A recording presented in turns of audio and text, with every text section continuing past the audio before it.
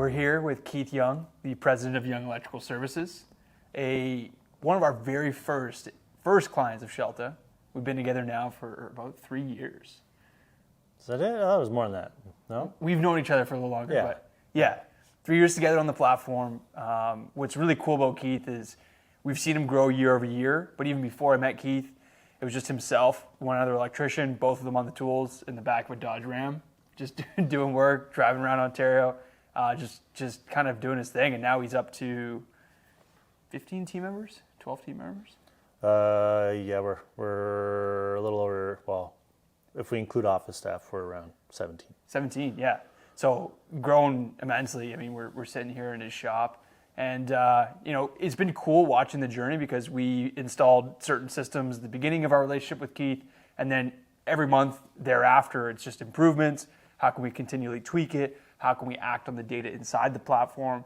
And Keith's curiosity and his growth mindset, he's like always curious. He comes across new AI, calls the guys, hey, how can we implement this? Or I came up with this new feature idea, how can we implement this? So it's been such a pleasure just kind of having Keith as both a mentor, an advocate, a client, just a champion of Scelta. So thank you, Keith. Thank you. No, I mean, listen, I have to thank everyone at Scelta. You, Aves, your dad, John. I'm a bit of a, I think my thing with all of this derives from like my trade background of being a tool junkie. Yeah. I was always a tool junkie when I was on the tools. And now I'm even more of a tool junkie, but it's like business tools. So Yeah. now it's like, oh, AI's out, this is out, that's out. I'm like, cool, okay, looking it up. Now I want to use it. So now I'm like, tool junkie. By far, my best tool has been Scelta, hands down. So thank you for that. And yeah, like I got to give credit where credit's due. I mean, the things that you've done, Scelta's done, I'm a huge fan. Thank you. Yeah, love it. And there's a big difference between curiosity and action, right? Because we come across a lot of business owners who are very curious, like yourself, right? The tool junkie of like, hey, I came across this new tool, or I came across this new feature. I want to try it, I want to implement it, and then 2 weeks later, it's gone. It's just a conversation in the past. But yourself, it's like, no, I want to talk about it. When are you available? I'm going to come to you. You're going to come to me. Like, I appreciated how many times you drove out to our office. Yeah. You sat down with us. We have an espresso, and it's like, all right, here's my vision. Yeah. How can we implement it? Who on my team needs to be here? I'll get them set up tomorrow. Yeah. Well, I think that's the difference between, I think a lot of people get in the mindset of, oh, that's cool, but I don't need that. Or the question, do I need that? But then there's always that hesitation of like, oh, I don't know if that's the right fit for me, or I shouldn't need that. Or I think there's just a lot of people have hesitations with, implementing new things. But I've always been the curious mind of, okay, I might not need to jump in it right away, but I need to know more about it, right? For me, information is everything. And yeah, like, I'm just look into it, man. See what the options are, see what it can do. And I mean, we just had a meeting in the office. The technologies that can simplify your life day to day, but also, streamline business is next level. Yeah. And the other thing is adoption, right? Like getting your guys to actually use it. I think we've seen a lot of adoption through teams, and it all funnels down from leadership, right? If you're committed to using it, the team sees you're really into it, you've already tried it, and you're like, hey, I just did this cool thing using this new software tool. Like, you should check it out too. Rather than just being like, download it, figure it out, let me know how it works, right? Yeah, just let them be on their own. Well, I think we did it firsthand. We took tradesmen who have their whole life done pen and paper time cards, right? That's where this started. I was like, man, I can't read this handwriting. I can't do this stuff. And we were able to get the whole company to adopt the Scelta system, which is, app-based, digital, and, even our oldest tradesmen who have been in the trade for 30 years have all taken it, ran with it, used it. So yeah, I mean, anyone can change, right? Everything has a learning curve, obviously, right? Like, and not everything's going to be easy right away, but it's all going to help. Yeah. Well, never forget, I mean, not to name specific names, but, certain team members in your team that are an older generation of tech were like, I can't even see the buttons right here. These are too small. Can we blow this up a little bit? And I remember like just going on to settings and increasing the button size, and they're massive buttons, but hey, Now they're using it, right? It was just like, it wasn't the actual software. It was just literally the buttons. Yeah. We're just not big enough, and I just couldn't see it, Yeah. right? So just going down to that level. Yeah, but now they don't. Now they won't go back. Yeah. Now that it's like, I give them a set of printed blueprints, and they're looking at me like, "What are these?" It's like, "Oh, use the printed ones for now. Then we'll put them on the iPad or whatever." Right? It's just the evolution that we went through, from when I started till now, digitally, has just been tenfold. Like, it's crazy. Yeah. And what's cool about our relationship now is like you have the foundation, right? Like you went through the clocking in and out software, the expense tracking, the vacation time off, the payroll. We've done all that, right? Yeah, and it's dialed in. Yeah. Now is the fun part because now we can act on 3 years of data. Yeah. And we can do sort of like the higher level stuff because your foundation's already set. Yeah. Yeah. No, absolutely. I mean, listen, everything is to try and make things quicker, faster, more efficient. And I think we're crushing it on that. Both of us. Yeah. So. But you weren't always like that. So let's go back a little because we're just talking about like successful Keith. But let's go back to like when you're first starting out, right? Because we deal with contractors that are like making $100,000 a year, up to guys that are doing like closer to 40 million a year, right? So it's like there's different levels to it. And obviously you had to start somewhere, right? Just you and one other guy. What did things look like back then? Dude, the funniest part is like there's so much of it that's hard to remember. Yeah. Like when you started, because it was just like survival, right? It was like, I got friends now who've started companies, and you have conversations, and it's like, what'd you do then? I'm like, oh God, I don't even remember, man. It's like, what do you mean you don't remember? Like, survival. Like it was just like, I don't know, do whatever I had to do to get it done, figure it out, and move on, right? But that changes, right? I started there, and then slowly, typically through failure is when you learn the most, right? So, you didn't document a job properly. Next thing you know, you're getting burned on money because I didn't do my part.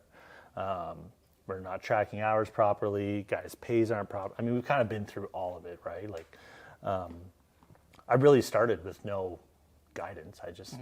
I quit my job and started a business, right? So I didn't like have a plan. So yeah, literally it's through failure is when most of my processes have been made, right? So basically it started, no process, to then, paper sheet time tracking. Then it's like, okay, that's working. Now we have lots of jobs, lots then. Okay, now we need to give each job a number. We need to track the number for the job. All these things that you just kind of have to figure out. I was fortunate too that I've always had good relationships with anyone I've ever had an interaction with in the trade. I've had a good rapport with. So I was able to call old bosses, talk to old bosses, still talk to electricians I worked with. Try and get as much information of any little tidbit I could to help my process, right? And yeah, it's through failure is usually when I learned the most, unfortunately. Yeah. And an interesting point you made is that you don't remember exactly what you did, but you remember how you felt. Yeah. Right? Yeah. You were just surviving. Yeah. It's like that famous saying, like people don't always remember exactly what you said or exactly what you did, but they'll always remember how you made them feel. Yeah. So when Keith picks up that phone, they're like, oh, it's been a little while, but I remember every time I talk to Keith, he's going to get it done. Yeah, and that's the one thing I've never steered away from is being myself. Yeah. Right? Work aside, the sky could be falling. I'm going to answer the phone. You're going to get me. Yeah. Right? And that's always been day one. And I think that's been good for me with, helping me succeed is just trying to be level-headed with every conversation. So. Yeah. Sounds like it was more in the early days too, up till now, but more habit focused. Like I just need to have good habits, like get back to people on time, respond to quotes 100%. when people ask me for that. More so about like, I need a really good project management software. Like you were probably not even thinking about that at the time. No. And I mean, when there was many years where you weren't even like really quoting projects. It was like, do work with this guy. Hey, we got another job. You just showed up and do it, right? So like even tracking numbers, profits, loss, you just kind of winged it. Yeah. You're like, I got another job. I know I made money on that one. As long as I'm good on this one, we're good. But then, things escalate and that quickly fades. Yeah. Numbers started to become much more important. Yeah. But when you're making your first million, like you're going after that first million, like is it more about, hey, I need the right systems in place, or is it more like I just need to pick up as many phone calls as I can and quote as many jobs? I'd say before I got to the first million is when I was realizing that the tracking of numbers and of projects was going to be important. Yeah. That's when, around that million mark, is when, I'm starting to quote projects. So now it's hard numbers. I'm working towards, the number that was agreed upon on the project. So it was at that time where I was starting to feel the stress of not having the proper setup, I guess is the best way to say it. Yeah. Because we get some of the younger guys that are coming through our program too, and basically saying like, all right, you talk about habits, we talk about strategy, we talk about marketing and sales. Like, what? I only have so much time, right? Because it's just me and one other guy or two or three other guys. Like, where can I put the most high value time into my business right now? Well, it's hard to convince people to work on the business when they're working in the business. Right. It's that's what I hear the most, right? And I've lived it. I mean, I'm fortunate now. I spend more time on the business than in the business. But I can't stress how important it is to value. Let's say you have a time period, you're super busy. Oh God, we have a week off. That week off needs to be you strategizing, you working on the business, and you starting to understand what's needed to help the business grow through tracking things, putting together spreadsheets, like all these things you don't realize are important until it's too late, typically. If you could think back, what was the first system you put in place that was super helpful? It was an Excel spreadsheet. It was an Excel spreadsheet, not a great one. Yeah. I made it myself using YouTube. Okay. And basically it was like a per job P&L sheet. Okay. So I was able to track all my materials, all my labor. Very simple, just material, labor, and the project, whatever I quoted it for at that time. And every week I would put the numbers in, and the amount would come off. These numbers would come off this number, and you would see, okay, yep, I'm on track, or oh boy, there's a lot of job left here, and that only says a very small number, right? So that was super eye-opening to understanding, profits. Yeah. And speaking of profits, like we hear a lot of the early guys are getting beat down for pricing, right? Yeah. Pricing's tough when you're first coming out because you just want the job, you want to get the job. Even if you're not that profitable, you're like, whatever, I just need to keep my guys busy. Yeah. How did you deal with, getting your number? Yeah. We've all done it. I mean, The trades, someone would be lying to you if they told you they didn't take a job to stay busy. At some point it's happened. Fortunately, you get to, the later years where you don't do that. You just don't do it. Yeah. But yeah, I think understanding your numbers and understanding project costs will help you realize that that's not getting you any further ahead. Yeah. Keeping the guys busy is important, but also keeping the business profitable is a little more important. Yeah. What were the best dollars you spent during that time too? Oof. What time? Give me a specific time, like pre-million? Pre-million, like just kind of like you're at that 500 range, 600 range. You want to you want to get to that million range. Yeah. And you have a few extra bucks hanging around. And you're like, what should I spend it on in this business? I think one of the most important ones was obviously QuickBooks. Yeah. Implementing some software just so that I understood taxes, things like that, right? Yeah. For those of you who don't know QuickBooks, accounting software. Accounting software, right? That was game changer. Yeah. As far as investment in the business, I think in that time, honestly, I spent a lot of time investing in myself. Yeah. I was an electrician who started a business. I had never quoted a job in my life. Yeah. Full disclosure, Yeah. I had completed millions and millions of dollars in work, as a project manager and as an electrician, but I had never been given a set of drawings and said, "Hey, can you quote this?" Right. Right.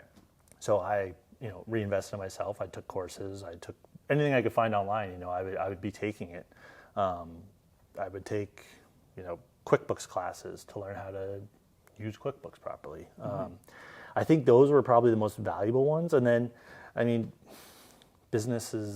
trades businesses, tools, vehicles, equipment, things like that. Those become super important. Yeah. So, but I'd say accounting software at that time was huge.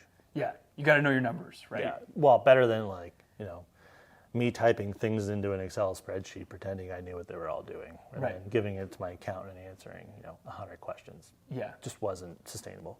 Well, nice thing about QuickBooks and most accounting softwares, it'll give you like your EI, your insurance, what you're paying in terms of payroll. It'll auto deduct that, auto calculate that for you. Yeah. If you have an accountant that you end up hiring, they can just use your QuickBooks, which is nice. It creates you nice invoice templates. You look professional. So we also use QuickBooks. I'm a big fan. And there's all kinds of programs, right? It doesn't matter which one you're using, but it's more or less about understanding that not doing anything isn't going to help you. Yeah. So now let's fast forward a little bit. Okay, so now we're getting towards that $1 million. You're about to make that. Who is the next most important hire beyond just another electrician or another team member? Like outside of the field, what was the most important hire? Well, I was fortunate. I kind of had an accountant from the get-go. Customer was an accountant, quickly became our accountant. Yeah. So that was huge. There wasn't really many hires outside of the business at that time, though, right? Like basically, as long as accounting was covered, things like that. But yeah, I mean, it kind of got to a point where manpower was a necessity, right? Because you've now got this ball rolling that started this big. You're at 10 jobs and you think you're a hero. Yeah. And then next thing you know, you have 20 jobs and 15 service calls, and there's not enough time in the day. Yeah. Right. So that was kind of the issue that I was running into. So hiring people was huge, but hiring the right people was more important. Yeah. It's a bit of a misconception too with accounting because people think, if I hire an accountant, I got to hire a full-time person, full-time salary, full-time. Like, can you just give an example of like what it's like having an early day accountant who's not full-time? Yeah. No. I mean, my accountant's still not full-time. I mean, we have someone in the office who is, our in-house accounting. Yeah. But yeah, like you're not paying an actual accountant full-time wages, right? But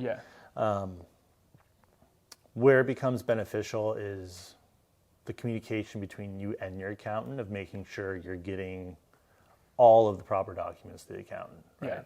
You're not giving them, 5 out of 10 receipts. Yeah. You give them 10 out of 10 receipts. Yeah. Because then come year end, that's when you're running into, oh, by the way, you didn't give me this, you didn't give me that, and now, you're in the hole this much, or something like that, right? Having a great accountant and having an accountant you can call. You don't have to schedule something, send an email, ask a question. Yeah. There's incredible value with that. And it's common practice amongst accountants to be sort of like part-time helping out companies, right? Like it's a lot of what they do, right? Is provide those services. Yeah. And I don't think enough people know, especially the contractors we work with, it's only really maybe 10, 15,000 a year, if that. Yeah, like the expense. I mean, think about it, your accounting expenses with your accountant will grow with you. Yeah. But I would never consider them to be a number where I'm like, oh wow. Like, no, it's relevant to the information you're giving them, how well you're giving. If you're giving them a shoebox full of receipts, you're going to pay them a bit more. Yeah. Hands down. Yeah. If you're using a QuickBooks and you're learning how to use it and you're putting the information in there properly and he has to just pull it out, I mean, it's a cheap expense at that point. Yeah. There's this fear in hiring. So you mentioned the importance of hiring the right team members. Yes. A lot of guys are thinking, okay, but if I hire 2 or 3 more people, I need the work to keep those people going, right? So like one has to continue with the other. You hire a few more people, you strengthen the team. Okay, now you need the work coming in. So were you ever kind of fearful of that moment of like, all right, I got a bigger team, I need more work to keep the team busy? Yeah, I think that's always the fear. I mean, I don't think it's so much a fear anymore, but I mean, it's part of the business now is forecasting, right? Yeah. Once you get to a certain amount of guys, I mean, these are, their livelihood. Yeah. This is their career. It's not just a job, right? Like this is what they do to feed their families. This is what they need to show up every day. Yeah. So forecasting's huge, but I mean, I'd say in the younger days, I don't know, man. Like, you just gotta hustle. Yeah. There's no secret recipe to it, right? Like, Yeah. okay, I have 5 guys here who depend on me to get them work. That's my job at that point. Yeah. My job is to, get as many paying jobs as we can to turn a profit so we can keep this ship afloat, and keep everyone's families fed. Yeah.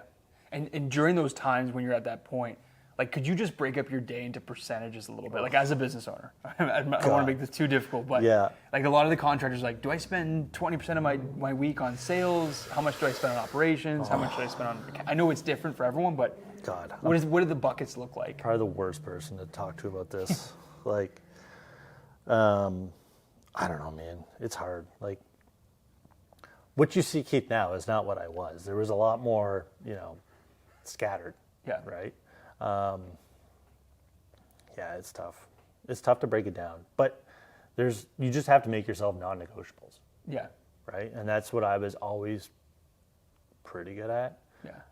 Way better at now, like religious about it now with non-negotiables, but like calculating taxes. Yeah. Like, I know we're talking about accounting a lot, but you don't calculate your taxes and you don't pay your taxes, it's not going to be good. Yeah.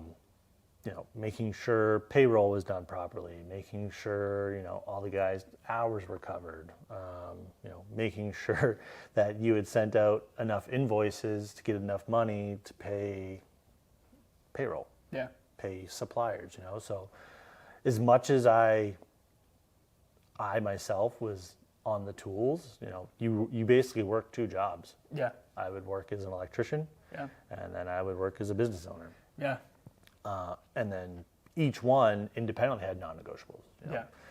If I was on the tools and it was coming to 3:00 and I had 3 service calls, I had to make some phone calls. Hey, can I push this off till tomorrow? Hey, what's the urgency on this? Because I gotta get to my desk. Yeah. Like, I can't let it sit any longer, right? And then Yeah. same thing, you got to the desk and it's like, okay, payroll's not till next week. I don't have to do this yet. Taxes, I've done this. I don't have to do this yet. But being aware of the non-negotiables. Yeah. There's always changes, especially in the trades business. But there's some things that you have to have a hard line on them. Yeah. Now, many business owners like yourself, right? You wear many hats. So you're the electrician, you're the business owner, you're a father, right? People are depending on you. So you're wearing all these hats every day, right? Let's just look at the habits. Like, what were some of the things that kind of kept you going? 'Cause that's a lot of burden to handle, right? Yep. Every single day you got to wake up and be like, all right. Well, it's stressful too. And honestly, that I think that's where, unfortunately, a lot of people run into like the mental health part of owning a business, right? Everyone can start a business. Everyone can survive in business a little bit, but surviving the mental, stress of a business after a while, if you're not setting yourself up to succeed through your own systems, then the stresses you're going to cause yourself are just that's what's going to make you fail. Yeah. Yeah. So for me, probably, I've always been pretty good at it, keeping a schedule for myself. Now I live through a Google Calendar, basically, right? With that, I supplement it with a task list. I've shown you my task list. This is how I break it down. This is what I do. These items can move. This item on my task list cannot move. These have to get done. And no matter what that phone does in the next hour, nothing's happening because these 10 things have to get done, right? Yeah. And for me, that's the only way I've been able to be as efficient as I can be. Yeah. I'm not saying I'm the most efficient guy, but for me, that's where at the end of the day, on my ride home, I'm not going through a list of what ifs and things that are stressing me out that I didn't get done. Yeah.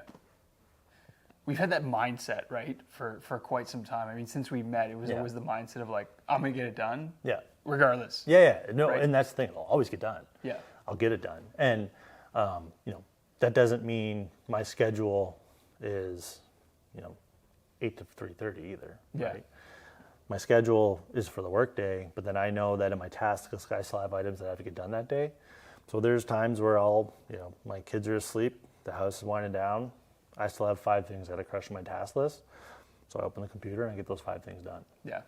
It's just, there's non-negotiables that have to get done, especially once you get up to the caliber of, the jobs we're doing now, obviously the dollar figures are a lot more, but the needs are a lot more. Yeah. The attention's a lot more. So you have to make sure that you're structuring yourself in a way to be successful. Yeah. It sounds like hyper prioritization was also a super important skill. Yeah. Like, because you do have a task list, but like, what do I do first? Well, so hard too. Like the guys in the office will laugh because I'll walk in here, I'll put my stuff down, my phone will ring. I'm like, okay, see ya. I'll walk right out, right? Because I know there's 10 things on my list that day, but I got a phone call, customer, something's wrong.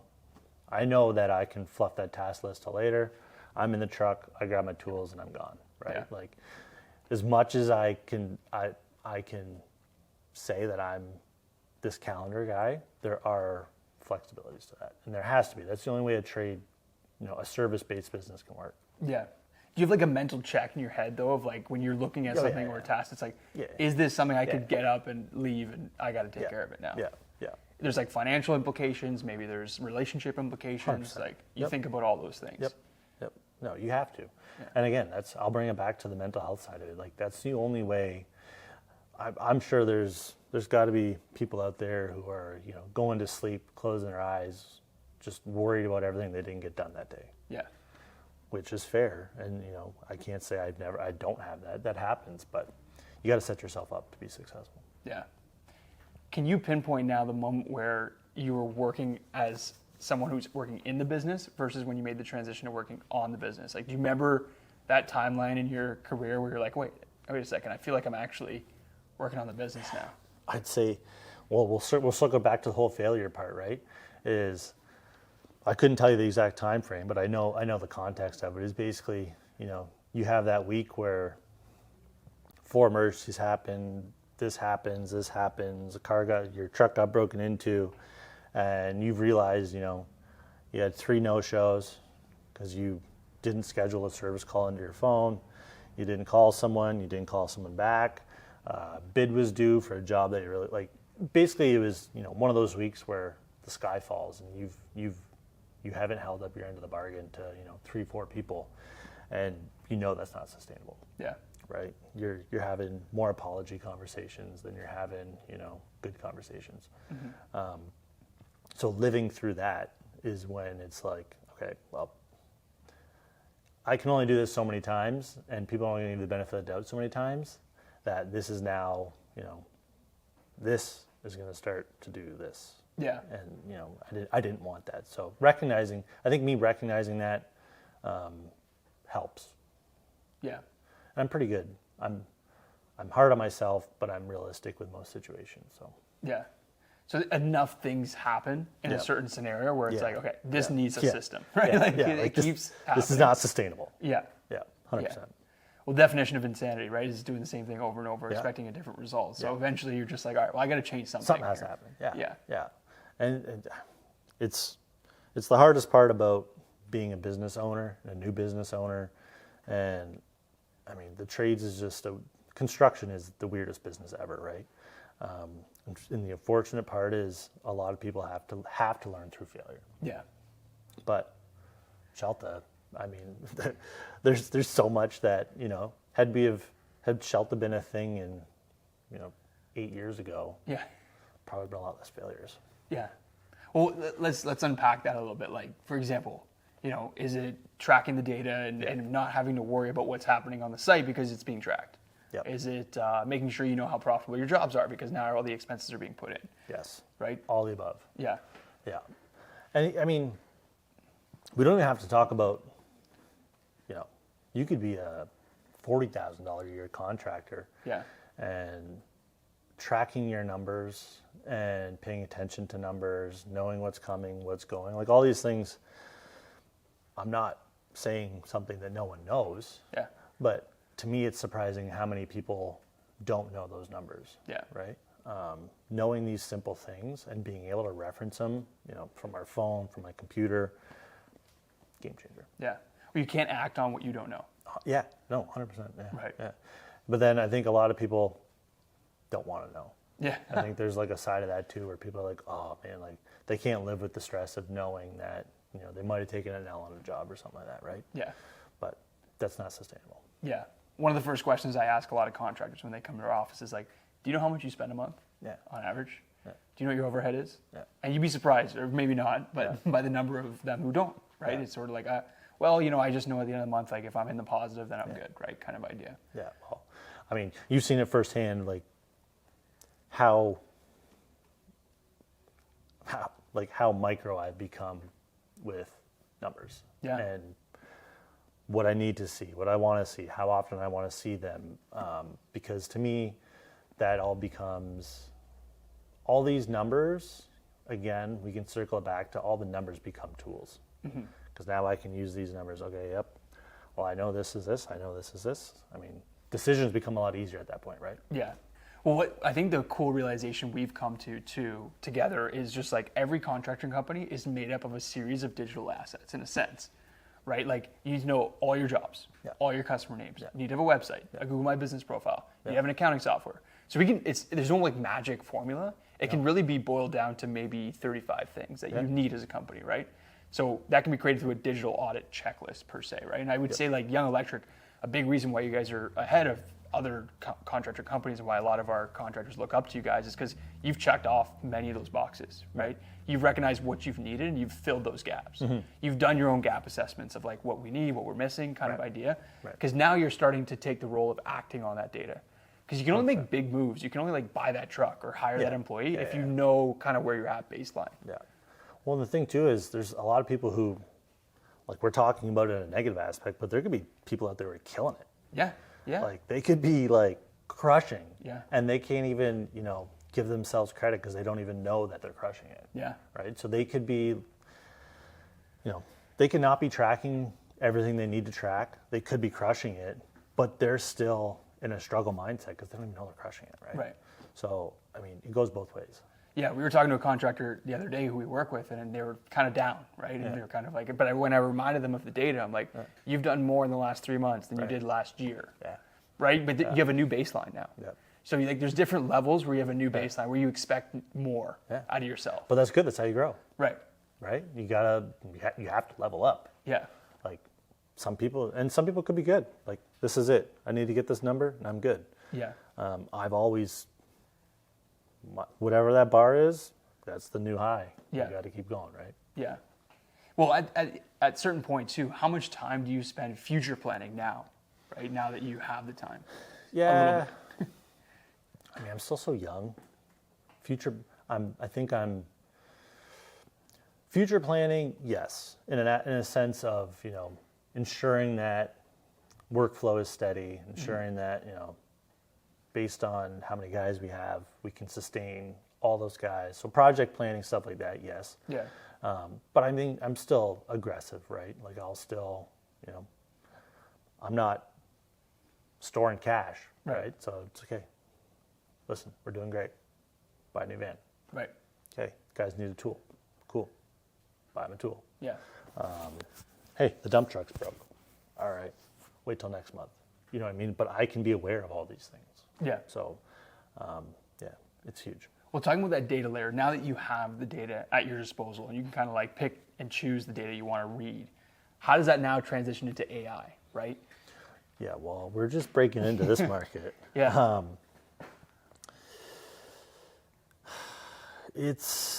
I'm learning, obviously. We've been going through this, but yeah, I think so we'll circle it back to, you know, people might look at a Scelta program and be intimidated because it's you know, why do I need it? Why me? Maybe that's not for me. Mm-hmm. I think the thing with AI that through my conversations I'm seeing is people are like, oh, I don't want to use that because it's going to, you know, it can't replace this, it can't replace that, and whatever. 100%, it can't replace things. Mm-hmm. But the efficiencies we're able to pull out of this AI and using AI and being AI savvy, I guarantee you, if the trend that we're going with AI continues, like we'll be able to double efficiencies, Right. hands down, right? Right. By using numbers, using it to analyze, documents, using it to, set ourselves up. It's huge. Yeah. And AI is only good when it knows who you are. Yeah. Right? When it only has that context. So because you put in that 3 years of work of capturing all that data, now your answers might be even clearer than someone who has no baseline. I know. Right? So it's like you made the investment of data now for the time when it comes to actually use it and ask questions about it. Right?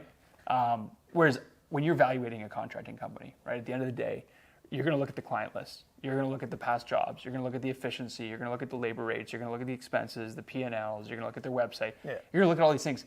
But did I mention there at all looking at the individuals, right? The team members, right? Like the team members are 100%, you can't do without them. But at the end of the day, like those team members need to be contributing to the bigger picture of capturing the data so they can make the best decisions and the company can make the best decisions. Yeah. Right? Yeah. Well, all construction is a series of efficiencies, right? Starting from receiving a file on your computer with a job, how efficient are we at separating the file, all the way up to being awarded the job, how efficient are we with providing the documents. Now we're doing the job, how efficient are we at tracking the job, and then closing out a job. How efficient are we with getting all the proper documents? Like there's literally so many layers to, whatever, arbitrary numbers, $30,000 job. Yeah. There's so many layers to that on the back end that we could streamline by understanding what the AI can do for us. Yeah. Right? Like I just went through the list. It's literally, there's a crazy amount of steps for a small ish job, right? But yeah, like if we can, the path we're on right now with AI is just gonna, it'll be through the roof. Well, you just hit the nail on the head there of like the layers. Yeah. So I think anyone out there who's curious, like why do I need AI? Well, it's like, let's go back for a second and say, when you get a set of drawings and you're asked to provide a proposal, just next time you do it, list those steps that you go through to go from getting the drawing to providing a proposal. I bet there's like time yourself doing it. Yeah. Like I've done so many weird tests on myself, right? I'll just set a timer on my phone. Okay, see how long it can do this. See if I can do this. See if I can do that. I mean, there's the time that, well, what we just did in the office with setting up Claude AI with all these skills, like I don't know, hours. Yeah. We turned into seconds, minutes, maybe. Yeah. Like it's nuts. Yeah. Well, without sharing like details, but like we took 200 pages of a project and we were asking for very specific information in those 200 pages. So traditionally, someone in your team would have to read those 200 pages. Yeah. Now, AI read it for us and found the exact page where you're looking for the information. Yeah. Now you had to double check. No. Unfortunately, I guess that's where I'm fortunate too. Is we have estimating people, right? So there's still everything's double checked. We're not like, yep, that's good, ship it. Like that's just not how we operate. But like being able to, reference each style, AI plus our own, digging. Yeah, it's huge.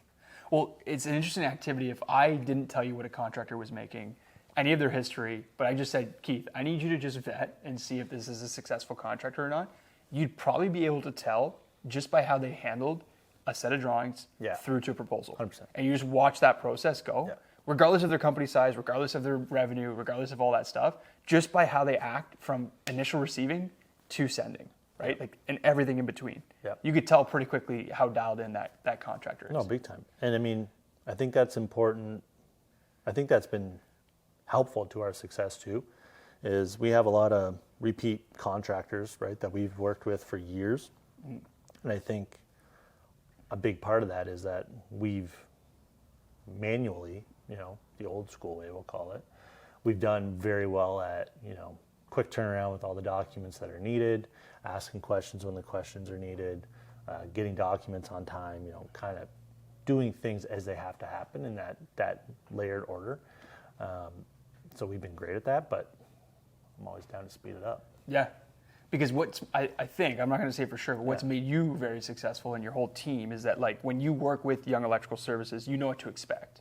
Yes. And that's like a brand is an expectation, right? That's like when contractor calls you, they have an electrical scope, they're going to call you. They know I'm going to get fast turnaround, high quality work, high quality communication, and I know they're going to do the job right. They're not going to miss things. They're not going to overbill me. They're not going to send all these change orders. Like you've set the expectation, right? Yeah. And I think you've been able to because you've turned your system into a process. Yeah, and then there's don't get me wrong. There's a humble part in there also, right? Of I will accept something if something is wrong and we did make a mistake. Yeah. No problem. Yeah. We'll make it right and whatever, right? Like we're not trying to. It's not like a false front, right? Like, hey, we made a mistake. Hey, something's wrong. We'll make it right. Yeah. Things like that have helped us go a long way too. But yeah, process. Like, I want you to get the same experience every time, right? Yeah. McDonald's. Yeah. Go there. You're getting the same thing anywhere every in the time. world. Yeah. Anywhere in the world, right? And that's kind of how I want this to be, right? And it's hard as that is with construction again, because construction is one of the weirdest businesses ever. Yeah. I still want to try to provide that as best as we can to give you, the same experience, whether it's changing a light bulb or wiring a school. Yeah. I want you to have the same experience. Yeah. I want to make this Hormozy level simple. So Sure. we keep saying system. Like it's a fancy word, right? Oh, I have systems at Young Electrical. And everyone's system could be different. Yeah. Like my system is probably way different than anyone. Yeah. Right? Like I would, and I think that's where I enjoyed the way our process worked for Scelta is that I made it what I wanted and needed. Yeah. I wasn't taking Scelta's system, here you go, this is what you get, and I'm like, okay, great. It's kind of helping. There's about 4 or 5 things in there I'm not going to use. Yeah. No, we were able to like, this is what I need, this is what I want. I don't know what that guy's doing, I don't know what that guy's doing, I don't care, this is what I want. How would you define a system? I don't know, something that adds value and saves you time. Yeah. A set of repeatable steps. It's gotta be. Yeah. So that anyone who comes on can use that same thing. You just hand them over, here's our system, here's what we do every time for every instance. They just repeat it, right? Yeah. So I think that how'd you uncover your system? Like how'd you even know what worked for you? My biggest thing is not accepting that I don't know everything. Yeah. Like, as crazy as that sounds, but like, I'm still doing it. Like I will talk to anyone in the office like, hey, what do you think about this? Yeah. Field guys, like, sure, I'll give you a set of drawings and I'll tell you what I think, but then we're going to have a conversation because I'm open to you using your own creativity and your own ideas, right?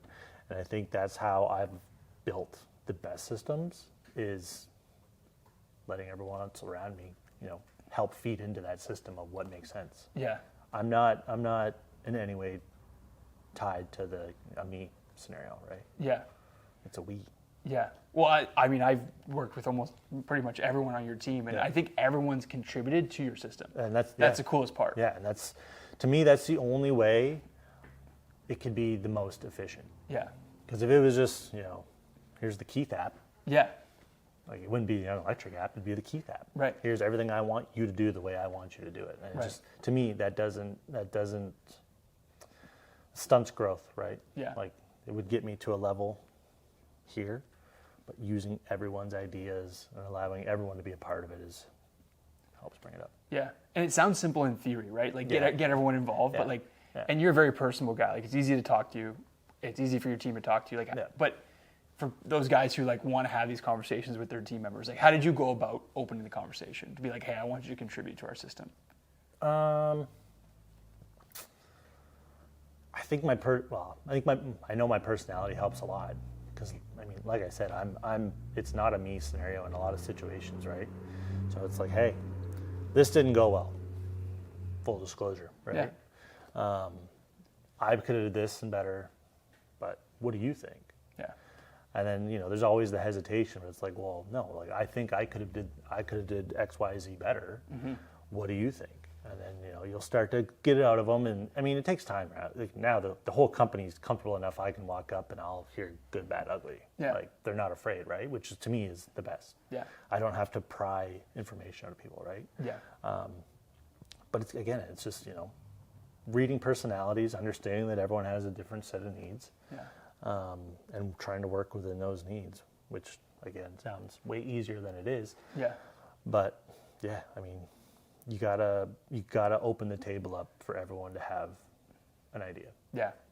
We found the most successful company adoptions of our system has been when we've interviewed everyone on the team, right? Yeah. Like, and you open up the floodgates to be like, hey, I'm not just going to be the one that's going to be designing this. Like, I want you to sit down with them too and be this is what I want. Like, this is how I do my job, my day to day, right? Yeah. And you really opened up the red carpet for us to just be like, hey, Right. Yeah. you know, Talk to them. you didn't even sit on the, like we had one-on-ones, right? Yeah. And that. Yep. So now when that person's using that feature or they're using that set of data, it's like, hey, I feel empowered because I chose this. Yeah, I wanted to see that. Yeah. Yeah. Or, I'll get a phone call and be like, hey, like, why are we doing it like this? Yeah. And whatever, we could use the Scelta app, for example. It's like, why is it like this? I don't know. It's just made sense at the time, right? Yeah. Well, when I do this, this happens or this happens. It's like, bro, we'll change it. Yeah. It makes sense. No problem. Let's try it out. Hey, can we change this? Yeah. Can we do this? Yeah. Like, who am I to say, that I am what it should be? It's you hold yourself back if you're not letting the people around you help you. Yeah. Right? Yeah. And I'm big on that. Like you could see it through the whole company, right? Everyone's an asset. Yeah. It's huge. And making sure that you're giving those people the tools to be successful too, right? Like Yeah. when you create a new role or somebody first gets onboarded onto your company, like what do you do to get them up and running the fastest, right? Because that's what a lot of people are like don't want to do. It's like, I got to hire someone, I got to train them, I got to teach them things. It's annoying, like all that sort of stuff holds them back. Yeah. I mean, I think for us, trades is a little easier because, from the field portion, we can ease them into a job, put them on a job with some other, OG guys who are already doing it, right? Yeah. But then, we get them set up with the Scelta app right away. Mm-hmm. You guys call, tell them what it is, how it works. So that helps. And then, basically it's all done just through literally the whole company. I can have a new hire and I can send him anywhere. And I have to do very little to get him introduced to the company because all the guys will be like, oh yeah, no, this is this is that, this is this is that, right? Like, Yeah. We all help. Yeah, you have very much an all hands on deck. Yeah, Kind of yeah. like if someone can't even log in, like they just nudge their buddy, be like, hey, how'd you log into this thing? Like 100%. Yeah. I've noticed, which is super cool, is like, someone in the office will call sometimes with a question and be like, no worries, talk to so-and-so. They knew how to do it. We're good. We're good. Yeah. Like, Yeah. And that's cool when you create an environment where like people are like backing each other up and have a buy-in. I think giving people what they need to do their job properly or helping them when help is needed to do their job properly goes a long way. Yeah. Yeah. And whether this is not like a Scelta app promotion. Like No. It's you just happen to be with us. Yeah. But at the end of the day, like if anyone's on any software, the whole idea is you find something that you can commit to using daily and that's going to capture your data on site so you can make better decisions. Like hands down. Point blank, right? Now, as we're entering this age of AI, right? And now we're getting into like, these agents can do things for us. We can build skills. It can create quotes. It can do all this generation. Like you'll only be able to do that is if you tailor it to your needs. Yeah. Right? Yeah. Like those skills we built today real quick. Mm-hmm. Like we can't just give those skills to anyone and say like, hey, everyone try these skills. Like those are your skills. They wouldn't know. It just wouldn't work. Right. They wouldn't understand what it's for, right? But yeah, I think there's still a lot of hesitation with the AI thing, just the complexity of it, and a lot of people don't want to waste time learning it when they could be, just doing it the old school way. But I think there comes a point where people just need to, like, contractors are going to need to get to a point where they just do it. Yeah. Like, to a degree. And I'm not saying you have to be, everything runs through AI, the whole company runs through AI, but there's bits and pieces like you have to try it because it's only going to make your life easier. Yeah. You and I have been talking AI for maybe like 6 months, 8 months now at this point, right? Maybe even a year. I think it's been longer. I think me and your dad were chatting about AI like forever ago. Yeah. Yeah. Yeah. He knew about AI before AI came out. So it's like, it's wild. John was on it. Yeah. But at the end of the day too, was like, what has been most helpful, right? In this, like, I'm not never pushing AI towards you. It's more just conversations. But like, what parts of it do you find are most helpful? I mean, Grok made me sound super good in all my emails for years. So emails, okay. Yeah, like just helping Grok to take your ideas and put them into, readable emails. Okay. Because I get, scattered sometimes, so I can literally just tell Grok that, like, hey, this is the point I'm trying to get across. These are my thoughts. This is what I'm trying to do. Can you help me? Yeah. Done. Yeah. So communication. Huge. But let's take it a layer deeper now. Okay. Let's talk about so you got a big project coming up. Yeah. You've got to digest hundreds of pages, right? Yeah. I know you've been trying to leverage it a little bit just to understand what you're reading, kind of idea, right? Yeah. Yeah. Well, again, it's different now. I think the biggest change was when it wasn't Keith doing everything. Yeah. Because if I had to sit there for 4 days reading, project specs, that's just what I had to do. Yeah. But, I wasn't really losing money Yeah. or spending money at that time. It was just me. When you get to a level where now, we're paying estimators, we're paying project managers, like, I can't pay a guy to sit there. I mean, I could if I have to. Yeah. But if I got to pay that guy 4 days of wages to read spec sheets, Yeah. or I can tell him to download it into an AI, ask a few simple questions, and you're an hour, probably not even an hour. Yeah. Kind of a no-brainer. Yeah. like, Yeah. like, there's no question. Yeah. Like, it works. Yeah. The ROI on your time spent on the AIs is just substantial. Yeah. Yeah. And I mean, we haven't lost the human aspect of it, right? Like, we're still very much double check, make sure, like, that's not the end all be all, but, using it in the proper way and asking the proper questions is crazy. Yeah.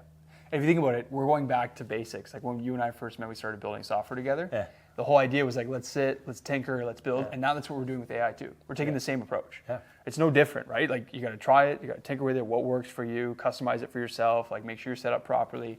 So we're going back to there's frustration foundation. too. Like you're going to go, like there's times where I'm like, well, you came in today and I was like, what am I doing with this thing? Like, what is this? How does this work? And it's like, oh. Yeah. Like, it just got to a point, I was a little frustrated, and then, ask someone, and there you go. Yeah. Off you go. Yeah. It's been great. Yeah. Well, Keith, you're at the point where, we talk early days when you were at getting to that first million, right? And you talk about survival mode, and then you made a few key hires, and you transitioned into more like, okay, I got my first spreadsheet. I got my first Excel sheet. I'm tracking P&L. Yeah. I'm like, I'm getting the hang of things. And then, you started growing a little bit more. And then you had, maybe your first van, right? It wasn't just your personal RAM, right? And now you're slowly going up, but you had that clear realization. You couldn't pinpoint an exact day, but you had this feeling where it was like, enough things are happening. Yeah. I've gone through enough failures now where I can start to see patterns. Yeah. I think pattern recognition as a business owner is just like the whole idea of having 10,000 reps making you an expert. Like you recognize enough patterns that converged into systems. Yeah. Yeah. But it got to a point where it had to happen. Yeah. Like, unfortunately, you can only make so many failures until, a business can't survive. Yeah. Right. So thankfully recognizing that, and then, understanding what my systems were, understanding what worked in my systems, what didn't work in my systems, and then, just building off of the ones that do work, keep adding, keep stacking.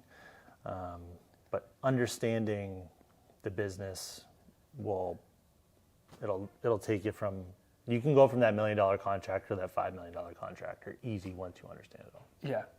So for all those contractors who want to get to your level with the team and the shop and the systems and the estimator and the project manager, which many of our contractors do, right? They aspire to be someone like yourself, right? You're only so many failures away from getting there. Yeah. But being real with yourself about the failures, right? Like, some guys might fluff them off, like, whatever, lost $1,000. Yeah. Broke even on that job. Like, no, you need to be like, why? Yeah. Yeah. Why did I lose $1,000? And break that job down. Yeah. Like, what's this? What's this? What's this? Okay, I lost $1,000 because I didn't quote it properly. Yeah. Sure. Okay. how am I going to quote the jobs better? Yeah.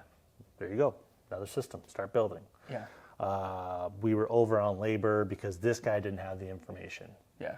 Okay, well, there you go. There's another system. How am I going to get the information quicker, faster, and more clearly, right? Understanding that and then acting on them that's the only way you can do it. Yeah. So if we could finish with this. Yeah. If you had to start over again tomorrow, start from zero, but with everything you know now, and you had to have a mindset, what would that mindset be? Oh man, it's terrifying thinking about starting over. Dude, God, it's been like such a battle. Honestly, the mindset would probably be what I am now. Like, level-headed, customer first, and, what you say you're going to do, that's what you have to do. Yeah. Yeah, that's it. You can't be a guy who makes 10 promises and only carries through on 5 of them. Yeah. It's not going to get you anywhere. Yeah. Yeah. And understanding the power of the word no. Yeah. It's huge. That took a long time for me to understand the power of it. Yeah. Or, defending yourself, or, just not doing things just the way people wanted to do them. It's huge. Yeah. Well, it's been super insightful. I mean, Totally. Although we've had a client relationship, I also consider you a mentor of mine, Well, and thank you. I've learned a lot from you. I know our team learned a has lot too. from you. So I feel like it's mutual. Yeah. And it's really cool. As we're both growing. Like if you look back at us 3 years ago, when we did our great. first podcast in Toronto. We hopped in the van and took our way up Yeah. there to where we are today, and where we're going to be 3 years from now. No, it's great. Man. It's been awesome. No, and it's good. It's good catch-ups too for us. We Yeah. get to catch up, see what's happened. I think having conversations like this, I wish more people would do these types of things. Like having, I don't look at other electrical contractors as my enemies, right? Right. Like we're all in this ecosystem together, right? So Yeah. I try to have open conversations with all of them because to me, that's how, relationships are everything. Yeah. Without these relationships, business is a lot harder. Yeah. And lastly, I would say is just we make it really fun, right? Like it doesn't really feel like working together when you have relationships like these, right? Where it's like, have you tried this or? Yeah, and that's what it is, right? It's like our interests get piqued in similar aspects too, and like even Abe's, I can text him and be like, hey, what about when we're doing socials? It's like, hey, what about this idea? It's like, oh, dude, yes, let's do that, right? Yeah. Like being able to do that and lean on people to help you like that. Yes. Awesome. Yeah, doesn't feel like working. I don't know, man. Still feel like I'm working. Yeah. Yeah. All right. Yeah. But yeah, I mean, listen, if anyone has questions or if anyone, listens to this and they're still struggling, like I'm always available. Yeah. You know that. Yeah. People can call me, people can ask questions, and I'm by no means the expert in a lot of this stuff, but we'll circle back to the failure part. Yeah. I've had enough. Well, it's Keith Young, President, Young Electrical Services. He is a regular at AI for Contractors every Tuesday. He's a very important voice in our lives and the lives of many contractors, and appreciate your time. Cool. Thanks, Melzy.